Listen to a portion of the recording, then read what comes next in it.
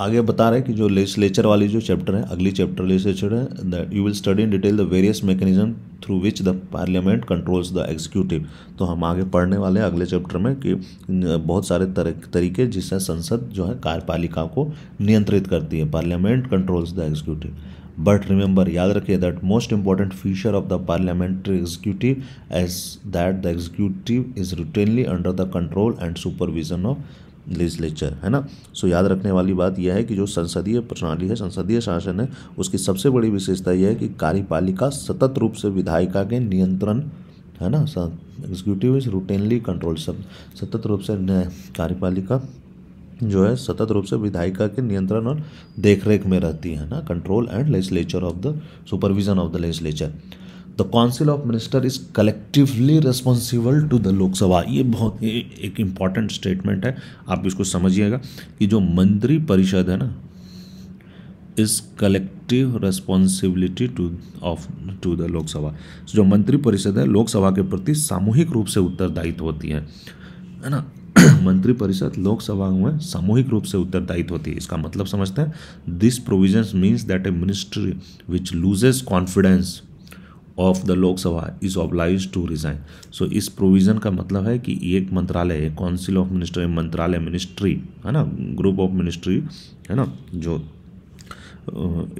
जो सरकार लोकसभा में विश्वास खो देती है, ministry which loses confidence of Lok Sabha, जो लोकसभा में अपना विश्वास खो दी, इज ऑब्लाइज टू रिजाइन, उसे त्यागपत्र देना पड़ता है। सो अगर लोकसभा में कॉन्फिडेंस खोने का मतलब क्या है कि अगर वो मेजोरिटी से कम हो गई, लोकसभा का जो मेजोरिटी है, बहुमत है 200, जो भारत के संविधान के हिसाब से, भारत के पार्लियामेंट के हिसाब से देखा जाए तो 543 में से 273 सीट्स, सो 543 में से अगर 273 सीट्स, 273 सीट्स का लोगों का बहुमत नहीं प्राप्त है, तो ऐसे मंत्रालय को, मंत्री परिषद को, मिनिस्ट्री को त्यागपत्र देना पड़ता है।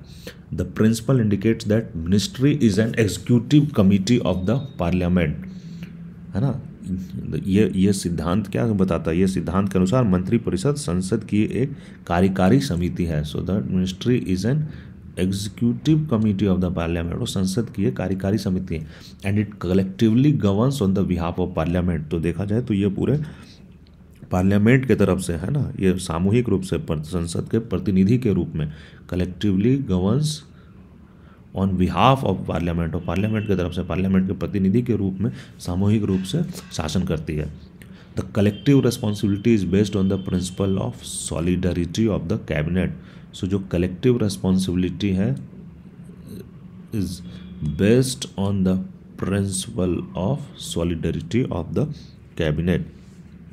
सो सामूहिक उत्तरदायित्व जो है मंत्रिमंडल की एकजुटता के सिद्धांत, एकजुटता, सो प्रिंसिपल ऑफ सॉलिडरिटी, एकजुटता के सिद्धांत पर आधारित है। इट इम्प्लाइज, इसका क्या मतलब है कि a vote of no confidence even against a single minister leads to the resignation of entire council of ministers.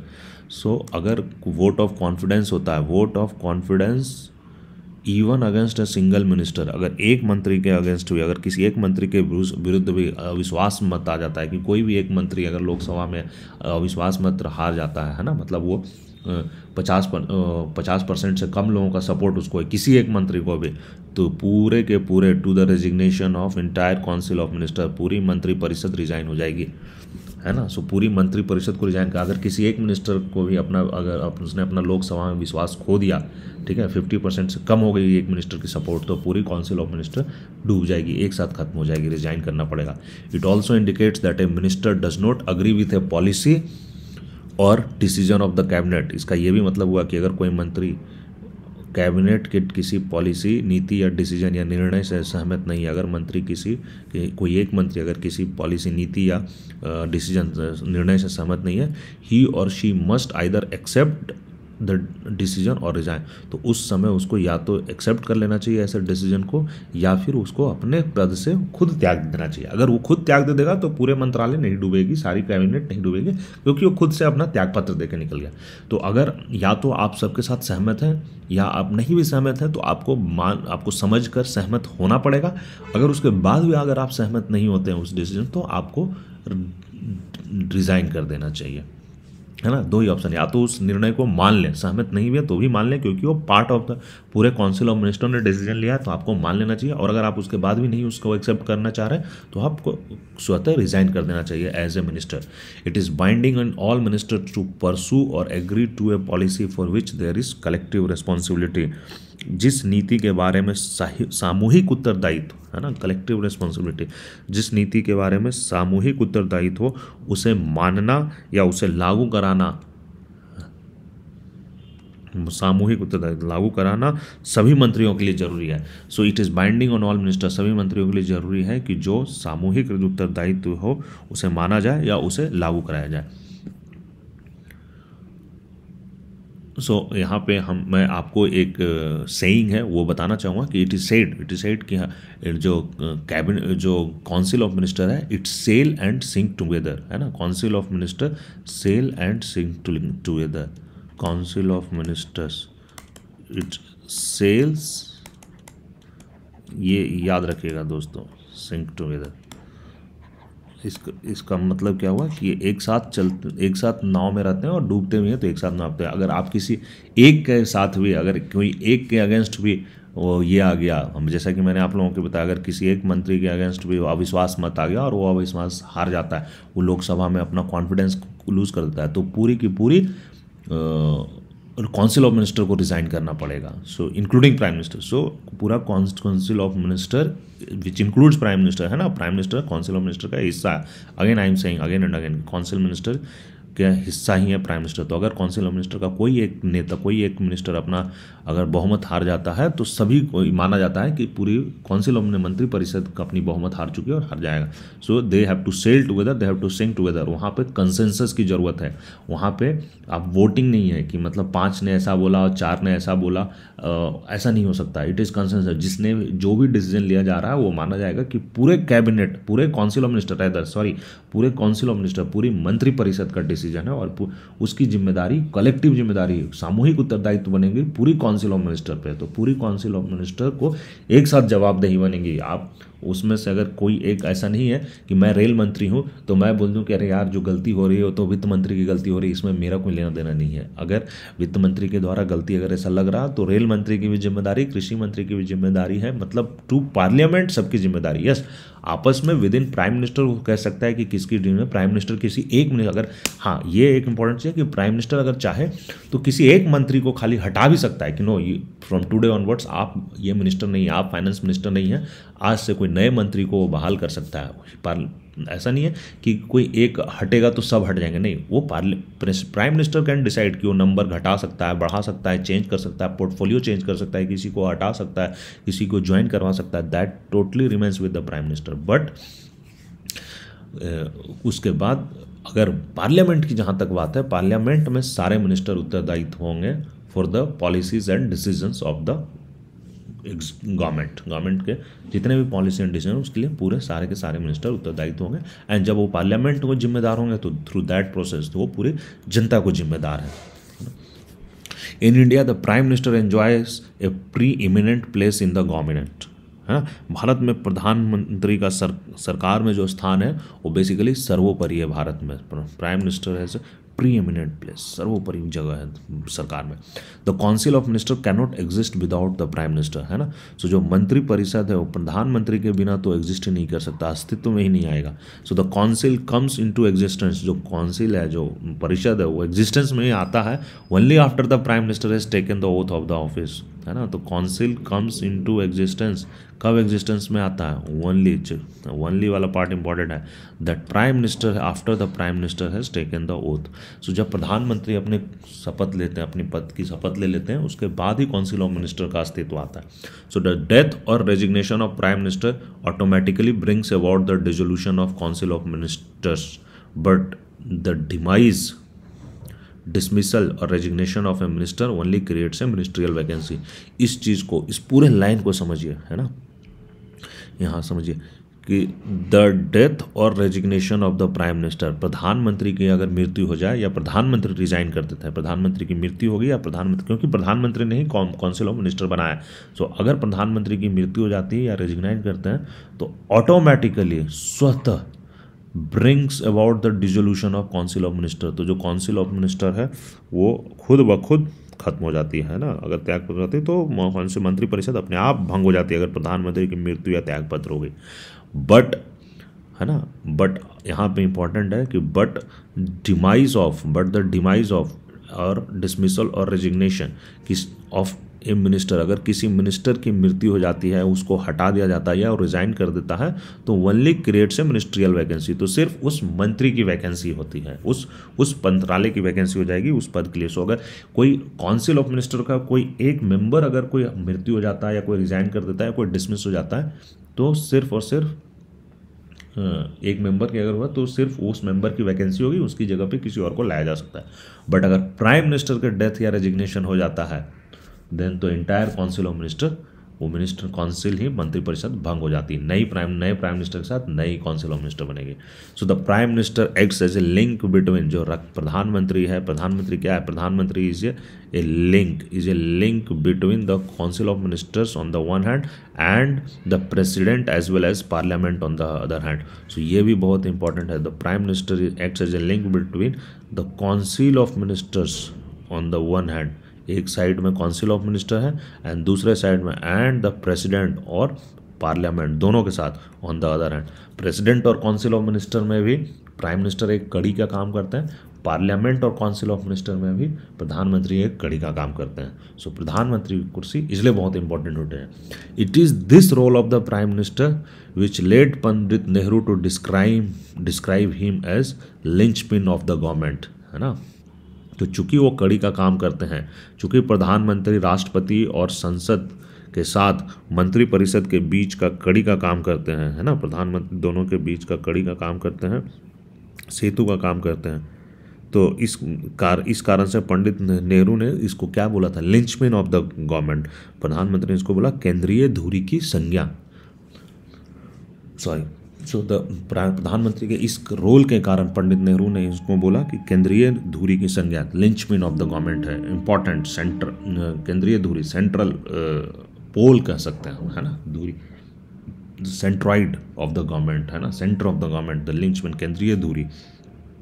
So it is also the constitutional obligation of the Prime Minister to communicate to the President all decision of the Council of Ministers related to administration of the affairs of the Union and proposal of legislation.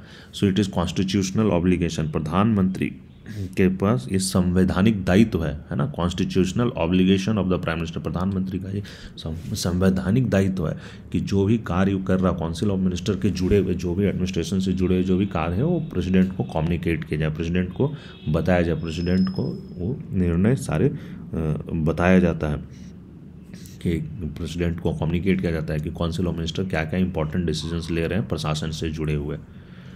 The Prime Minister is involved in all crucial decisions of the government and decides on the policies of the government. तो prime minister, of course prime minister ही, अगर आप देख रहे हैं अभी तक कि प्राइम मिनिस्टर ही किंग पिन है, लिंचपिन है, वही मेन रोल में है।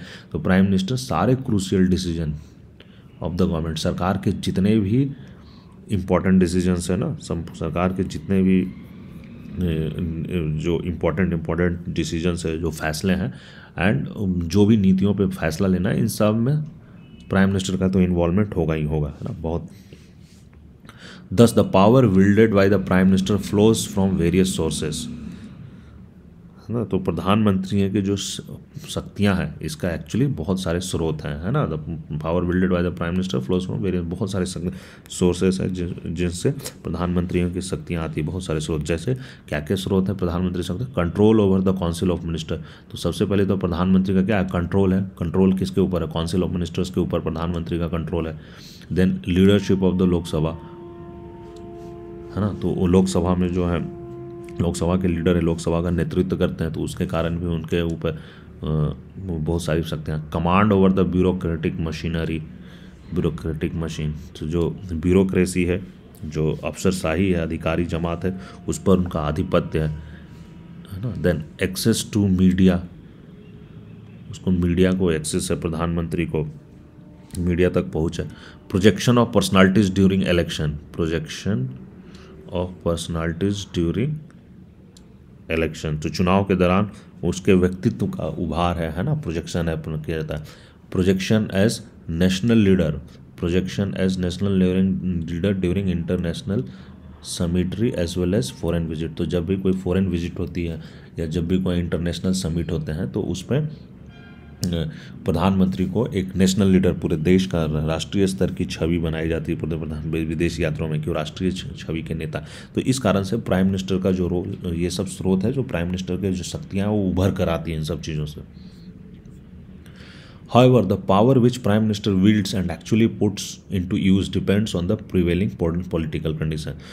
तो ऐसे तो दिख रहा कि प्रधानमंत्री बहुत ही पावरफुल है और है भी, इसमें कोई डाउट नहीं, but then there is another important aspect also, और भी पहलू है कि जो प्रधानमंत्री जो अपनी पावर दिखा रहे हैं, जो उनकी पावर है, जो उनकी शक्तियाँ हैं, वो डिपेंड करता है उस समय के प्रिवेलिंग पॉलिटिकल कंडीशन, वो तत्कालिक जो राजनीतिक कंडीशन है, परिस्थितियाँ हैं, उस पर बहुत हद तक डिपेंड करता है।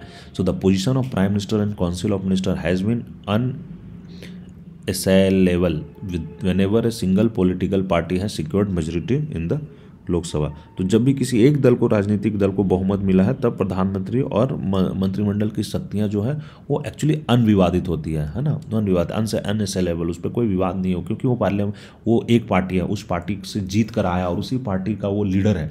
तो जो पार्टी संसद में आकर एक पार्टी की सरकार बनी है, एक पार्टी ही बहुमत लाई है, तो सिर्फ उस पार्टी की सरकार बन गई और उसके बाद उस पार्टी का वो लीडर है, तो ऑब्वियसली जो उसके पावर है उसका कोई विवाद नहीं है। However, this has not been the case when the government has been led by coalitions of political parties. लेकिन जब बहुत सारे मिलकर गठबंधन बनाकर अगर ऐसा सरकार बनाती है तो ऐसे में पार्लियामेंट, जो प्राइम मिनिस्टर की पावर है वो अनअसेलेबल नहीं है, वो निर्विवादित नहीं होते हैं। क्या होता है, since 1989 we have witnessed many coalition government, है ना, बताया कि 1989 से बहुत सारे गठबंधन की सरकार है। So many of this governments could not remain in power for the full term of Lok Sabha, और इसमें से बहुत सारी सरकारें जो हैं 1989 के बाद वो 5 साल भी नहीं चल पाई, वो अपना पूरा कार्यकाल नहीं कर पाई लोकसभा में। They were either removed or they resign due to loss of support of the में, तो या तो उनको हटा दिया गया, दे वेर इधर रिमूव्ड, ऐसी सरकारें गठबंधन की सरकार को हटा दिया गया, या they resigned due to loss of the support of the majority, तो वो संसद में उनका सपोर्ट खत्म हो गया, बहुमत खत्म हो गया और उनको रिजाइन करना पड़ा।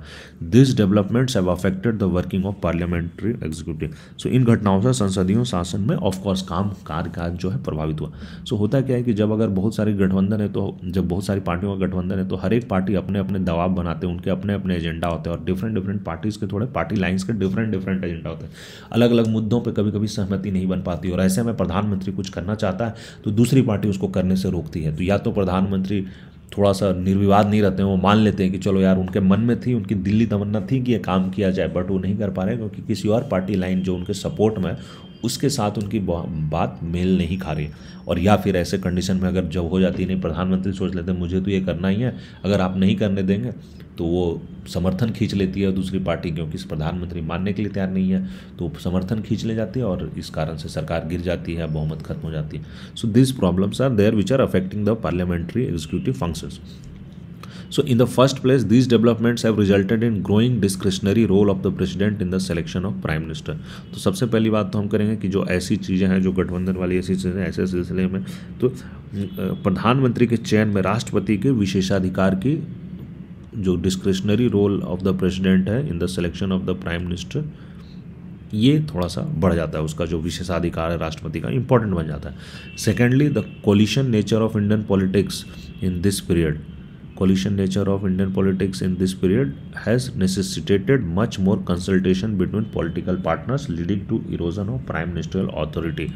So जो ऐसे में क्या होता है, जब गठबंधन की सरकार है तो होता क्या है कि प्रधानमंत्री को बार बार कंसल्ट करना पड़ता है अपने पॉलिटिकल पार्टनर्स को कोई डिसीजन लेने में, है ना, और दिस लीड्स टू इरोजन। तो ये इरोजन ऑफ प्राइम मिनिस्टर की जो अथॉरिटी है, जो प्राइम मिनिस्टर का जो कद है, प्राइम मिनिस्टर का जो भूमिका, उसको थोड़ा सा, उसमें जो सत्ता है उसमें कुछ सेंध लगा देता है, उसमें इरोजन हो जाता है। Thirdly, it has also brought restrictions on the various prerogatives of the prime minister, like choosing the minister and deciding their ranks and portfolio. So ये भी चीज़ है कि ऐसे में प्रधानमंत्री के अनेक विशेषाधिकार, जैसे ये प्रधानमंत्री का प्रेरोगेटिव है ना, prerogative of the parliament, restrictions on the prerogative of the parliament prime minister, है ना, जो like choosing the minister, deciding the rank. तो ऐसा क्या होता है कि गठबंधन में होती है तो गठबंधन के जो अन्य दल होते हैं वो डिसाइड करते हैं कि हाँ हाँ मेरे पार्टी से जो ये लोग हैं और ये कैबिनेट बनेंगे और ये मेरे पार्टी से ये व्यक्ति को कैबिनेट बनाए ना। प्राइम मिनिस्टर को ये प्राइम मिनिस्टर का फैसला होना चाहिए कि उसका कैबिनेट का मंत्री कौन होगा, उसका राज्य स्तर का मंत्री कौन होगा। बट यहाँ पे वो नहीं डिसाइड करके गठबंधन बोलती है कि भाई मैं आपको सपोर्ट कर रहा हूँ तो मेरे दल का तो ये होगा। तो गठबंधन के लीडर्स फिर वहाँ एक्टिव हो जाते हैं, फिर वो मंत्रालय भी मांगने लगते हैं कि मुझे ये मंत्रालय चाहिए, मुझे ये मंत्रालय चाहिए, और प्राइम मिनिस्टर को मजबूरन कभी कभी देना पड़ता है। सो ये प्राइम मिनिस्टर के पावर को, उसकी जो विशेषता है, जो उसकी पावर की सत्ता है, उसको कमज़ोर करती है।